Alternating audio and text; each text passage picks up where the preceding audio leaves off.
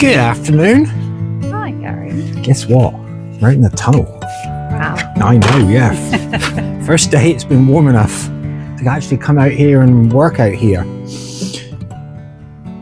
So you want to grow vegetables.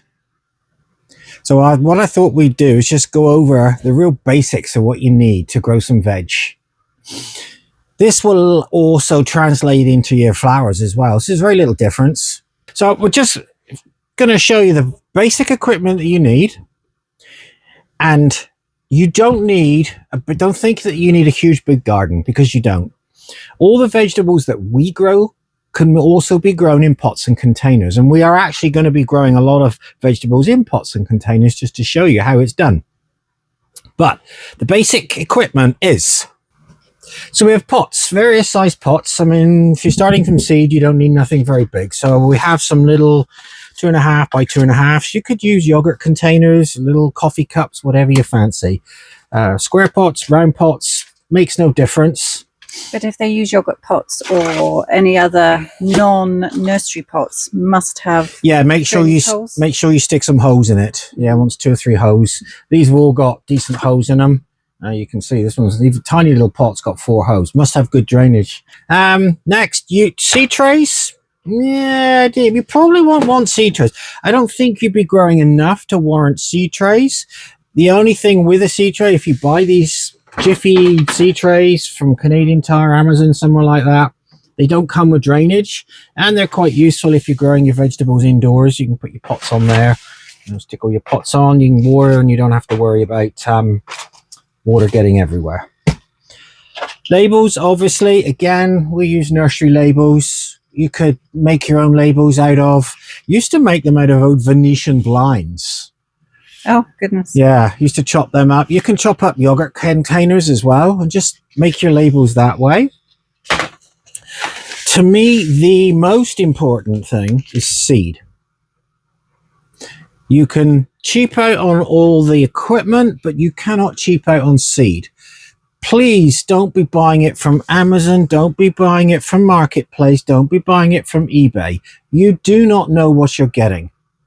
Buy it from a reputable seed company. Depending where you are, I buy everything. Although we're here in Ontario, I buy all of my seed from Chiltern in the UK. Have you been painting? Yeah, I've been painting my budgie room and my fingernail. I thought I'd try some nail varnish. Very nice. Yeah, I tried the sort of purple, but it didn't look right. Okay. Birds wouldn't like that. Cut! Stop! And finally, we have compost. You don't need a seed compost. You can use a good... You can use a compost from one of the recognized manufacturers. I'm not going to make any recommendations. If you want some recommendations, take a look at one of our earlier videos that we did. I'll put the episode. And Julia, she'll put that up. We tried, I think it was 9 different composts. There were some complete failures there, and there was 1 or 2 that actually turned out half decent. I mix my own generally. This is a mixture of peat, perlite, and a wood fiber, free draining. And basically that's all you need. You do not need any fertilizer in your seed compost. So don't think that when you buy a compost that it's got to have feed in it. It doesn't need feed. I would suggest you don't buy one with feed. And again, the trial that we did will show you the reasons why not. So just a quick recap. Pots, labels, seed, compost. That's all you need to start your vegetables.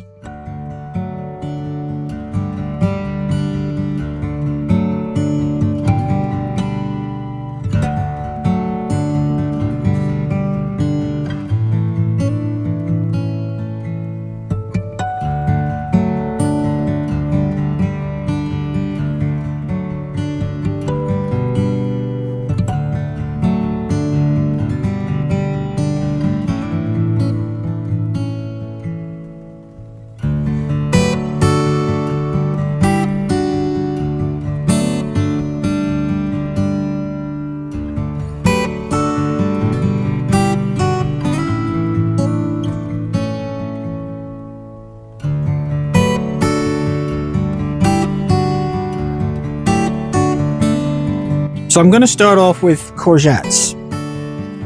I sow them a little differently than all the other seed. The other seed is broadcast, what we call broadcast, and I'll show you what that is in a minute.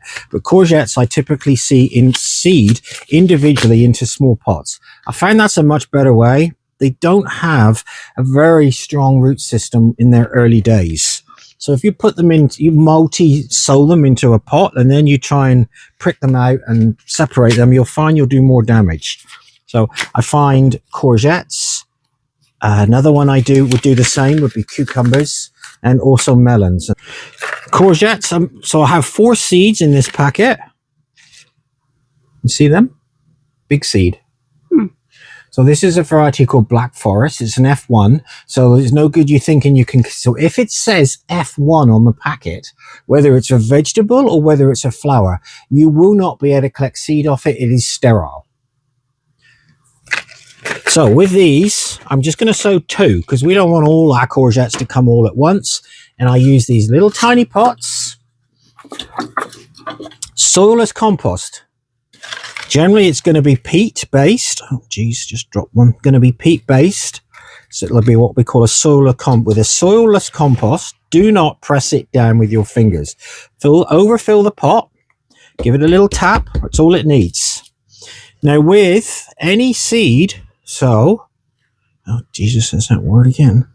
With any seed that looks like this, so this would be courgettes, melons, cucumbers, pumpkins even. I always sow it like that so I'll put it on the top of the pot, and generally I'll sow it twice the depth of the seed, and that pretty well goes for anything. Whether it's a big seed like this or a tiny little seed, something like zinnias, lobelia, you look at the size of the seed. Also, you can obviously on the packet, it will tell you. So on here, it says 20 mil deep. What's that in English? I don't know. Well, how many inches deep is that? I don't work in mils. Anyway, twice the depth, I generally reckon. So stand the seed up. And then I'll just push that in and tap it. The reason I do that, if you sow the seed like that, the chances are it's going to rot before it germinates. By sowing it on its end like that, the water can't sit on the surface.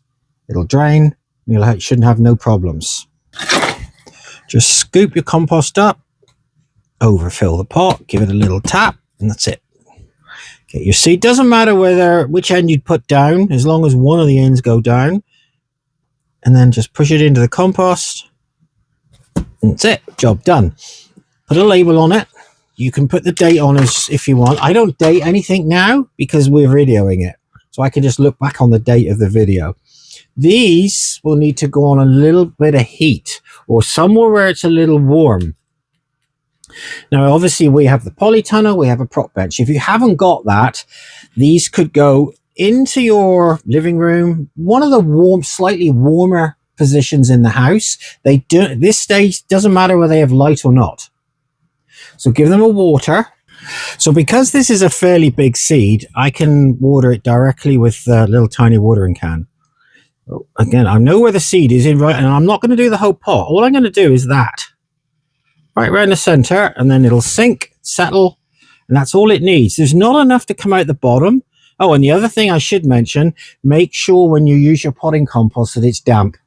Do not use dry potting compost. So if you think it's very dry, it looks dusty, give it a good soak beforehand.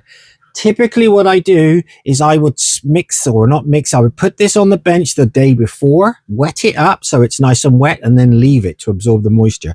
And you can see when I hold this, it holds together. When I squeeze it, it holds together. You can see it's moist, but also is very, very crumbly. So that is how I would water a big seed. Now, the other one, if this was a smaller seed, I've seen so many people use the sprayers. They're useless, a waste of time. Don't even bother. You're better off with a little watering can like this. You stick your finger over the end, and then you just let the water just come out slowly. And if it's a smaller seed, you can water the whole pot like this. So you're just trickling the water on slowly so you don't disturb the little seed. Obviously, I don't have to worry here because I got a big courgette. Just go over it a few times. Give it a good soak. Put it somewhere warm. As I said, the light is not necessary to germinate these. Now, some people cover them with domes or plastic bags. Or I don't. And we're talking vegetables at this moment. If you're growing vegetables, I see absolutely no reason to put a dome over it. Doesn't matter what you're growing.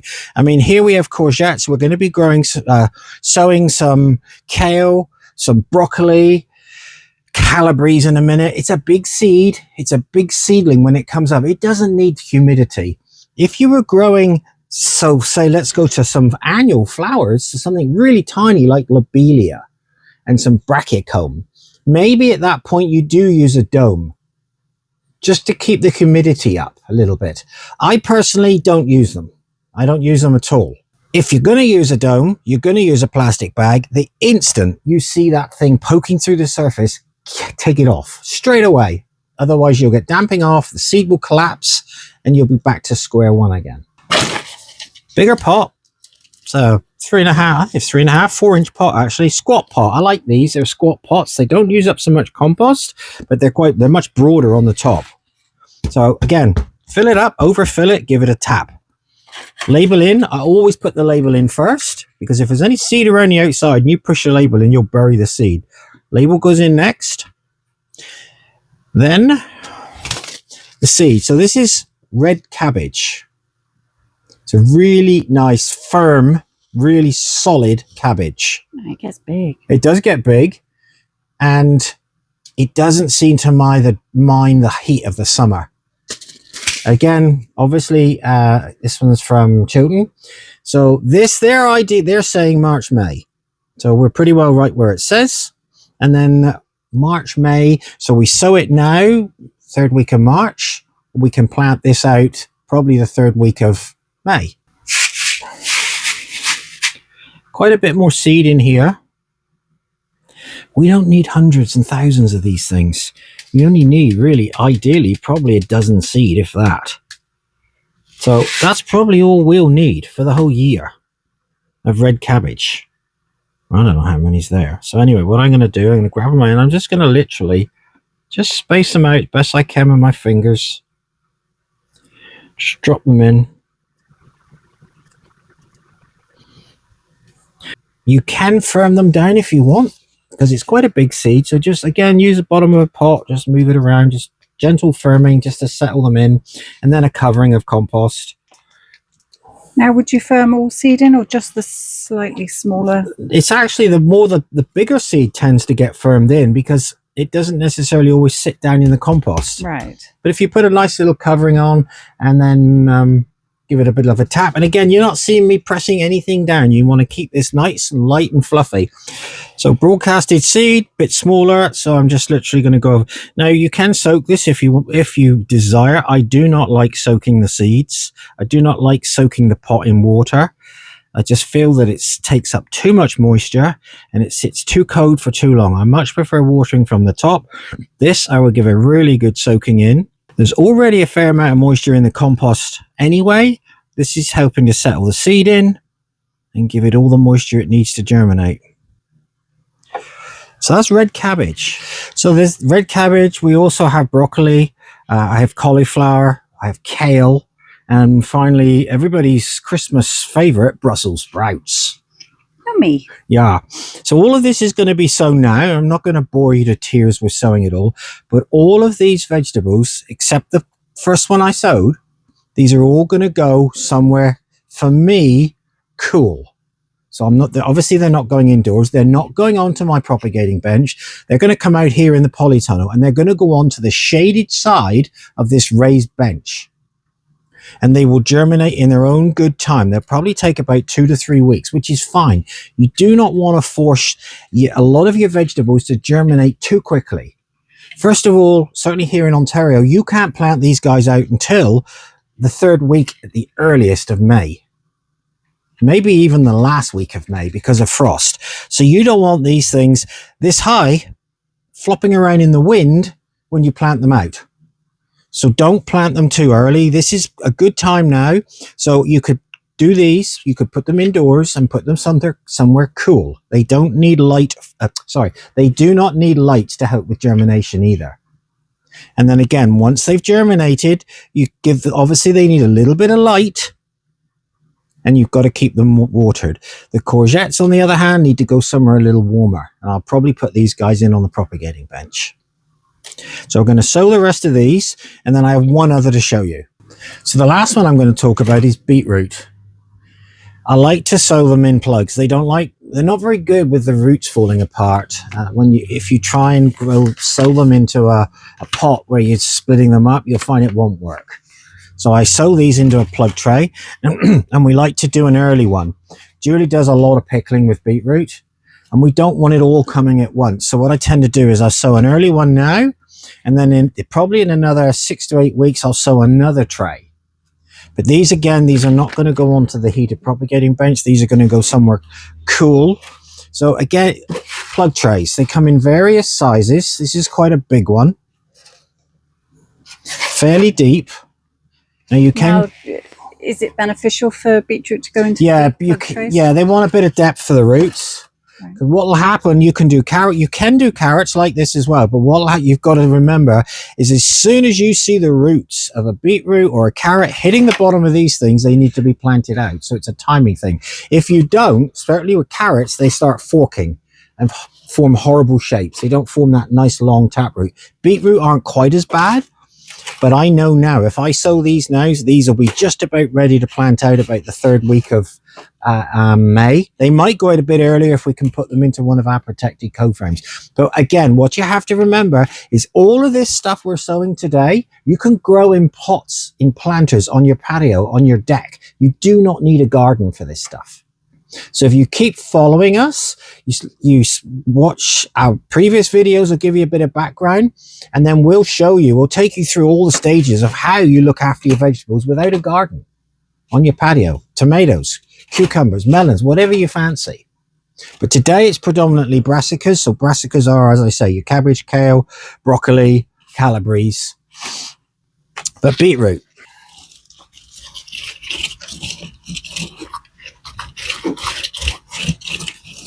So then I get the old dibber out, being my finger, little hole in the middle of every one. This would work for, like I say, for a lot of seed. I do all my onions this way, but in a smaller tray, smaller size tray. So the beetroot seed is quite large. As you can see, it's kind of weird. So this is one called Boston. Grown this one for many, many years. Found it honestly to be the best. And then all I'm going to do is try as best I can just to drop. Oh, 2. No.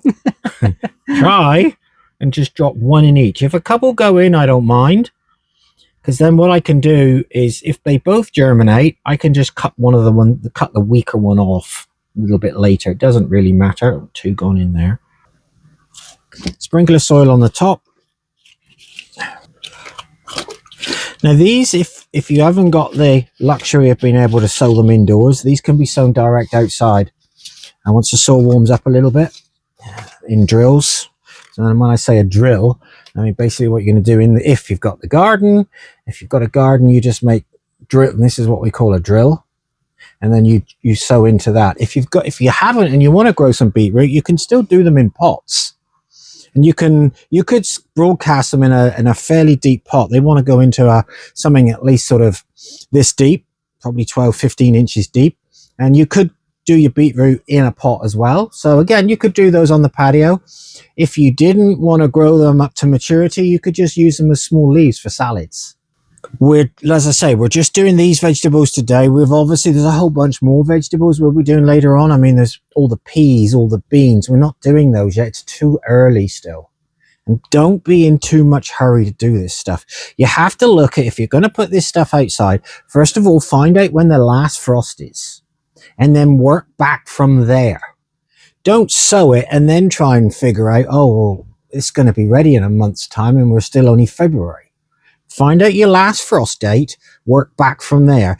Generally speaking, you need 6 to 8 weeks for something to germinate, if it's fairly rapid germinating, to being able to be big enough to be planted out into the garden or into pots and put on the patio or the deck.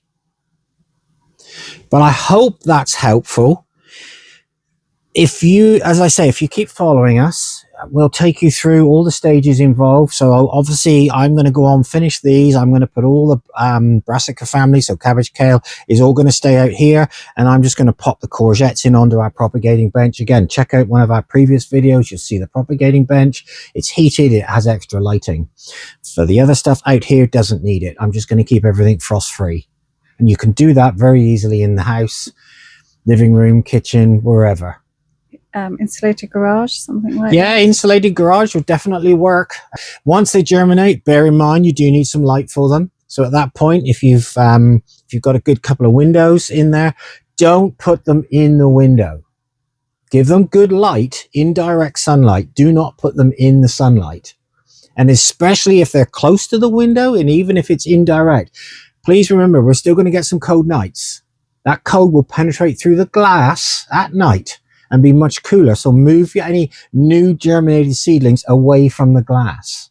Grow them on nicely. Turn them once they start growing, turn them every day, quarter turn. Every single pot, just give it a little quarter turn every day, and that'll stop it getting drawn towards the light. And do not put them anywhere where it's too hot. The hotter the temperature, the quicker they're going to grow. They're going to get tall, leggy, and horrible. You want nice, short, stocky plants. So if you've got any questions, any comments, please stick them onto the comments. We'll answer them. More than happy to answer them and help people out. So until next week, thanks very much. Goodbye. Goodbye.